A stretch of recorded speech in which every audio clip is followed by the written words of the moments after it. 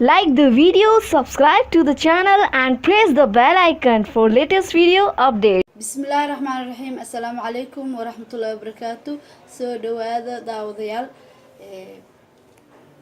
halkan waxaan ku haynaa kambanigii Billion Beauty productigiisii haddii aad in kala qaado marka kan waa saabuuntaas marka wajiga kusoo dhaqatid waa saabuunta u sahlaysa qofka haaraha iyo gudguduudka inay ka baabi'iso sidoo kale saliidii ayaa ka koreysa saliidda 3 dhibcood camal marsanaysa wajiga ku dhaqan kabacdi marka intaas marisi 5 daqiiqo kabacdi waxaa marinaysa maaskigan oo biyo qandaca ah ku qastay waxaa ku joogaysaa 3 daqiiqo kabacdi waa iska dhaqaysaa waxa iskaga dhaqaysaa biyo qandaca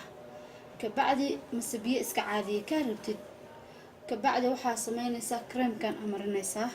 habeen imaal waa ku joogi kartaa creamkan kabacdi waxaa kale oo haysataa intaas waa wajiga hadan ka baxo bodigii waa kana waa creamkan waa body cream asna korka aad u qurxiya xajiinta baabi'iya herbal waaye alaabtan cajiib ah oo loo bogay sida qofkii bidaar ama gashay masatiintu ka fogaatay masatiintiisu jajabayso waxaa loo hayaa iyadana